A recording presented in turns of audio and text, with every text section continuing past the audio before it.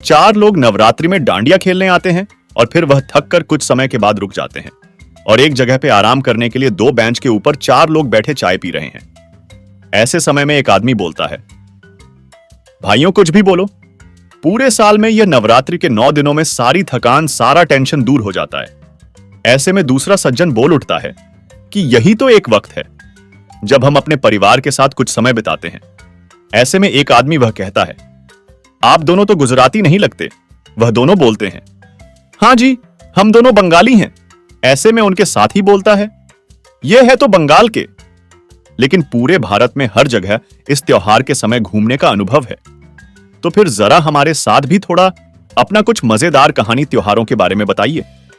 अब बातें शुरू होती है।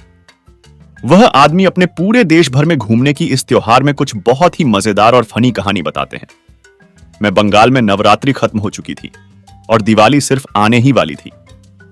ऐसे समय में मैं जब बाजार में कुछ खरीदने गया तो मैंने देखा कि पटाखों से भारी दुकान, मतलब दुकानों में पटाखे ही पटाखे भरे हुए थे।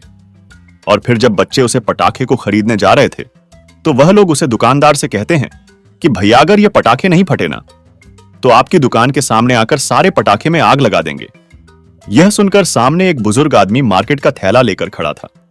वह देख के शॉक हो गया और बोला, आजकल के बच्चे की मजाल तो देखो, हर अपनी उम्र से बड़े लोगों से लड़ते झगड़ते हैं। फिर उनमें से एक लड़का उस बुजुर्ग को बोला, अरे आप जो खरीदने आए हैं खरीदिए ना, वरना आपके पजामे में पटाखे फोड़ दूंगा। यह सुनकर वह बुजुर्ग आदमी गुस्से से बोल, एक थप्पड़ लगाऊंगा। न इतने में वह बच्चा नीचे झुकता है और एक रॉकेट निकाल के उसके पीछे के हिस्से में हल्का सा पानी लगाकर गिला करता है और सामने में थोड़ा सा जगह छोड़ देता है जलाने के लिए। और फिर जैसे ही उसमें आग लगाता है और बोलता है, छोड़ो क्या, अभी छोड़ो क्या। उतने में वह आदमी भाग जाता है और पीछे मुड़कर नहीं देखता। इतने में एक आदमी चाय की चुस्की लेकर बोलता है, कुछ भी बोलो, आजकल के बच्चे बहुत शरारती और बदमाश होने लगे हैं।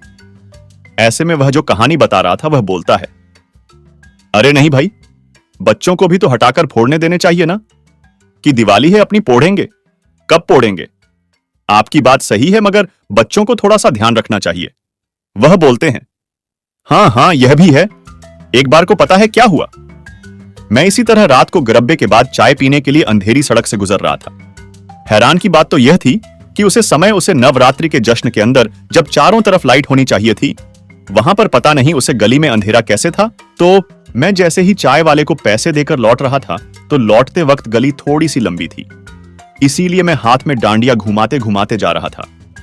अचानक सामने से कले घाघरे में एक औरत मेरी तरफ आगे बढ़ रही थी। मेरे को कुछ समझ नहीं आया, लेकिन वह जब मेरे कुछ ज्यादा ही करीब आने लगी तो मैं जोर से भागा। दौड़ता दौड़ता पंडाल की ओर वह पीछे पीछे आती रही। सुनिए, रुकिए, मुझे आपसे कुछ कहना है। ऐसा कहते कहते मेरे तरफ आगे बढ़ती रही। घुंघरू की आवाजों ने मेरे सांसों की धड़कन को और ज्यादा बढ़ा दिया था। मैं पीछे न मुड़ के आगे देखता रहा और अंधेरी गली में मैं एक किसी चीज से टकरा जाता हूं और सामने मुझे माता का पंडाल दिखाई पड़ता है। इतने में वह औरत बिल्कुल मेरे चेहरे के पास आकर खड़ी हो गई और बोली, भैया यह है, आपके डांडिया गिर गए थे।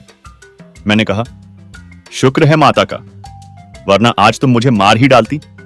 इतने में सभी चाय पीते लोग हंस पड़े और बोले, चलो चलो भाई, पूरी रात इसी चाय के टपरी पर बितानी है क्या। एक तरफ के दो बेंच पर बैठे लोगों ने कहा, नहीं भाई, अभी बहुत रात हो गए, चलो चलो, सच में घर भी जाना है।